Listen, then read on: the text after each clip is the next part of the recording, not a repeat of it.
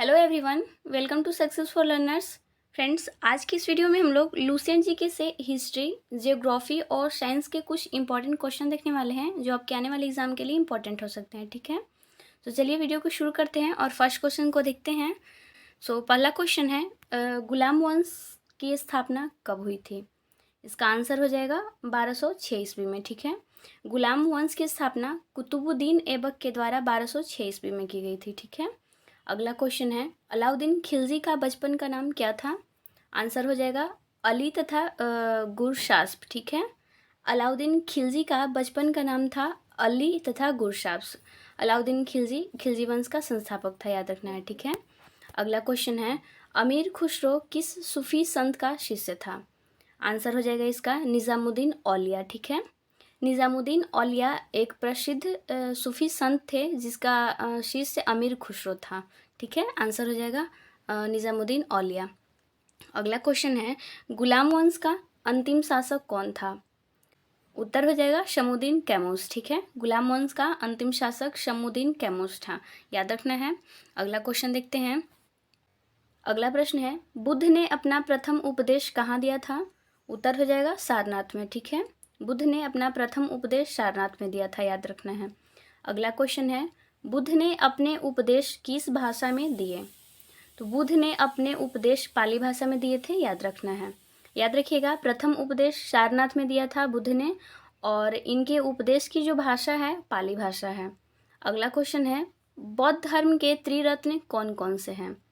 उत्तर हो जाएगा बुद्ध, धम्म और संघ। ठीक है, बुद्ध, धम्म और संघ बौद्ध धर्म के त्रिरत्न हैं। ये क्वेश्चन काफ़ी ज़्यादा इंपॉर्टेंट है, आपको इसको याद रखना है। अगला क्वेश्चन है, बुद्ध को महापरिनिर्वाण की प्राप्ति कब हुई थी? आंसर हो जाएगा 483 ईसा पूर्व में, यूपी के कुशीनगर में। ठीक है फ्रेंड्स, याद रखिएगा, महापरिनिर्वाण का मतलब है बुद्ध की मृत्यु की जो घटना थी उसको महापरिनिर्वाण बोला जाता है। जैसे बुद्ध जब घर का त्याग किए थे तो उसको धर्म चक्र परिवर्तन बोला जाता है उस घटना को, उसी तरह से बुद्ध की मृत्यु की जो घटना है उसको महापरिनिर्वाण बोला जाता है। यानी कि क्वेश्चन में इस तरह से भी पूछा जा सकता है कि बुद्ध को मृत्यु की प्राप्ति कब हुई, तो हो जाएगा 483 ईसा पूर्व में आंसर। ठीक है, यूपी के कुशीनगर में, याद रखना है। चलिए अगला क्वेश्चन देखते हैं। अगला प्रश्न है, भारत में सबसे लंबा सिंचाई वाला नहर कौन सा है? इसका उत्तर हो जाएगा इंदिरा गांधी नहर। ठीक है, भारत में सबसे लंबा सिंचाई वाला नहर इंदिरा गांधी नहर है, याद रखना है, इंपॉर्टेंट क्वेश्चन होगा। अगला क्वेश्चन है, ब्रह्मांड के अध्ययन को क्या कहा जाता है? आंसर हो जाएगा कॉस्मोलॉजी। ठीक है, ब्रह्मांड के अध्ययन को कॉस्मोलॉजी बोला जाता है। अगला प्रश्न है, प्रथम जैन संगीति का आयोजन कहाँ हुआ था? ध्यान दीजिएगा, क्वेश्चन में बोल रहा है, क्वेश्चन में प्रथम जैन संगीति का। ठीक है, तो प्रथम जैन संगीति का आयोजन हुआ था पाटलिपुत्रा में। ठीक है, 300 ईसा पूर्व में इसका आयोजन किया गया था, याद रखना है। अगला क्वेश्चन है, प्रथम जैन भिक्षुणी कौन थी? इसका उत्तर हो जाएगा चंपा, जो कि राजा दधिवाहन की पुत्री थी। ठीक है, प्रथम जैन भिक्षुणी चंपा थी, राजा दधिवाहन की पुत्री। इंपॉर्टेंट क्वेश्चन रहेगा। चलिए अगला क्वेश्चन देखते हैं। अगला प्रश्न, महावीर स्वामी की पुत्री का नाम क्या था? उत्तर हो जाएगा अनुजा प्रियदर्शनी। ठीक है, याद रखिएगा, महावीर स्वामी जो कि जैन धर्म के संस्थापक थे, इनकी पुत्री का नाम अनुजा प्रियदर्शनी था। ठीक है, और महावीर स्वामी की पत्नी का नाम यशोदा था, ये भी आपको याद रखना है। अगला क्वेश्चन है, महावीर ने अपने उपदेश किस भाषा में दिए? तो याद रखिएगा, महावीर ने अपने उपदेश प्राकृत भाषा में दिए थे, जिसको अर्धमगधी भाषा भी बोला जाता है। और याद रखिएगा, बुद्ध ने अपने उपदेश पाली भाषा में दिए थे। ठीक है, और महावीर ने अपने उपदेश प्राकृत भाषा में दिया था। दोनों क्वेश्चन याद रखना है। अगला क्वेश्चन है, भारत का दक्षिणतम बिंदु कौन सा है? उत्तर हो जाएगा इसका कन्याकुमारी। ठीक है, भारत का दक्षिणतम बिंदु कन्याकुमारी है। अगला क्वेश्चन है, भौगोलिक रूप से भारत की प्राचीनतम पर्वत श्रृंखला कौन सी है? इसका उत्तर हो जाएगा अरावली। ठीक है, अरावली पहाड़ी जो कि भौगोलिक रूप से भारत की प्राचीनतम पर्वत श्रृंखला है। इंपॉर्टेंट क्वेश्चन है। चलिए अगला क्वेश्चन देखते हैं। अगला प्रश्न है, जवाहर सागर बांध किस नदी पर स्थित है? उत्तर हो जाएगा इसका चंबल नदी पर। ठीक है, जवाहर सागर बांध जो है चंबल नदी पर स्थित है, याद रखना है। अगला क्वेश्चन है, सिंधु नदी का उद्गम स्थल क्या है? इसका उत्तर हो जाएगा मानसरोवर झील। ठीक है, तिब्बत के मानसरोवर झील से सिंधु नदी का उद्गम होता है, याद रखना है। अगला प्रश्न है, एशिया का ज्योतिपुंज यानी कि लाइट ऑफ एशिया किसे कहा जाता है? इसका उत्तर हो जाएगा गौतम बुद्ध को। ठीक है, गौतम बुद्ध को एशिया का ज्योतिपुंज या फिर लाइट ऑफ एशिया इनको बोला जाता है। अगला प्रश्न है, तृतीय बौद्ध संगीति का आयोजन कहाँ हुआ था?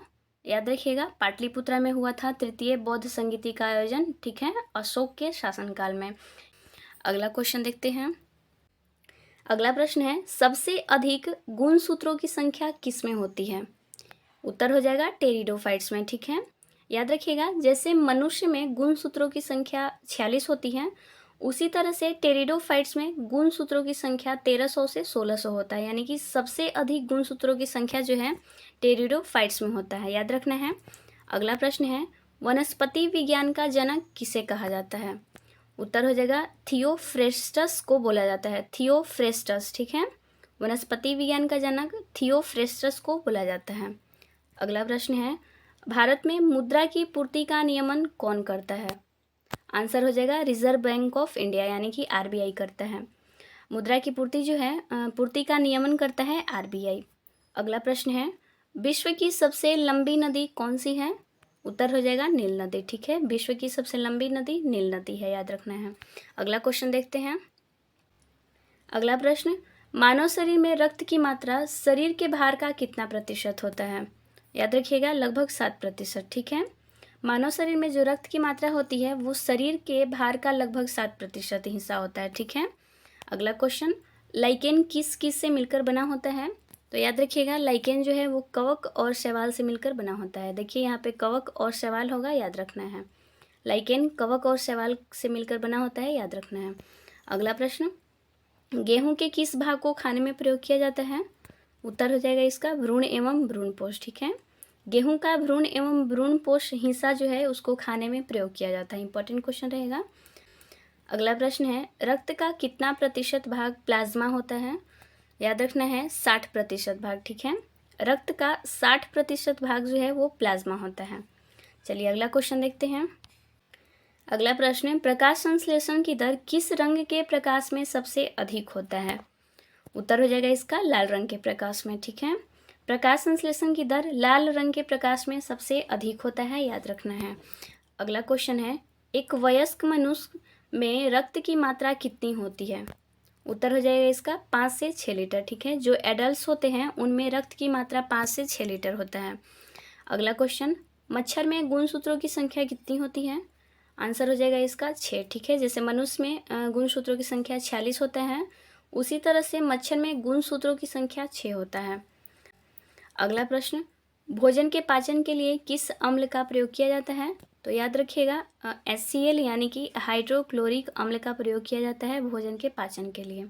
ठीक है, हाइड्रोक्लोरिक अम्ल याद रखना है। अगला क्वेश्चन देखते हैं। अगला प्रश्न, आम का वैज्ञानिक नाम क्या है? उत्तर हो जाएगा मैंगीफेरा इंडिका। ठीक है, एग्जाम में क्वेश्चन कई बार पूछा जा चुका है। आम का वैज्ञानिक नाम मैंगीफेरा इंडिका होता है। अगला प्रश्न, सोना या चांदी के शुद्धिकरण में किस अम्ल का प्रयोग किया जाता है? उत्तर हो जाएगा नाइट्रिक अम्ल का। ठीक है, सोना या चांदी के शुद्धिकरण के लिए नाइट्रिक अम्ल का प्रयोग किया जाता है, याद रखना है। अगला क्वेश्चन, मनुष्य के लार का पीएच मान कितना होता है? उत्तर हो जाएगा इसका 6.5। ठीक है, मनुष्य के लार का पीएच मान 6.5 होता है।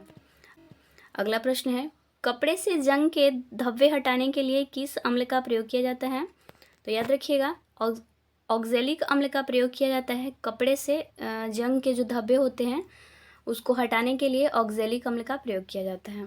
अगला क्वेश्चन देखते हैं। अगला प्रश्न है, लवक किस में पाया जाता है? आंसर हो जाएगा इसका पादप कोशिका में। ठीक है, लवक जो है पादप कोशिका में पाया जाता है। अगला क्वेश्चन है, सिरका में कौन सा अम्ल पाया जाता है? याद रखिएगा एसिटिक अम्ल। ठीक है, सिरका में एसिटिक अम्ल पाया जाता है। अगला क्वेश्चन है, दूध से दही बनना किसका उदाहरण है? इसका उत्तर हो जाएगा किण्वन का। ठीक है, दूध से दही बनना किण्वन का उदाहरण है। अगला प्रश्न है, प्रोटीन की फैक्ट्री किसे कहा जाता है? इसका उत्तर हो जाएगा राइबोसोम को। ठीक है, प्रोटीन की फैक्ट्री राइबोसोम को बोला जाता है। इंपॉर्टेंट क्वेश्चन है। चलिए अगला क्वेश्चन देखते हैं। अगला प्रश्न है, सर्वप्रथम बैक्टीरिया यानी कि जीवाणु की खोज किसने की थी? इसका उत्तर हो जाएगा एंटोनी वॉन लीवेनहॉक ने 1683 ईस्वी में इसकी खोज करी थी। याद रखना है, एंटोनी वॉन लीवेनहॉक ने सर्वप्रथम बैक्टीरिया की खोज करा था 1683 ईस्वी में। अगला प्रश्न है, गोबर गैस से निकलने वाली गैस के मिश्रण में मुख्यतः कौन सी गैस होती है?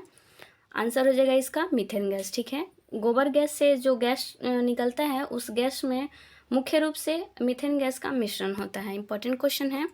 अगला प्रश्न, रेफ्रिजरेटर में किस गैस का प्रयोग किया जाता है? याद रखिएगा, क्लोरोफ्लोरोकार्बन गैस का प्रयोग किया जाता है रेफ्रिजरेटर में। अगला प्रश्न है, कोशिका झिल्ली किससे बना होता है? आंसर हो जाएगा इसका लिपिड से। ठीक है, कोशिका झिल्ली जो है वो लिपिड का बना होता है। अगला क्वेश्चन देखते हैं। अगला प्रश्न, वायुमंडल में सर्वाधिक मात्रा में पाई जाने वाली गैस कौन सी है? उत्तर हो जाएगा नाइट्रोजन। ठीक है, वायुमंडल में नाइट्रोजन गैस जो है सबसे अधिक मात्रा में पाया जाता है।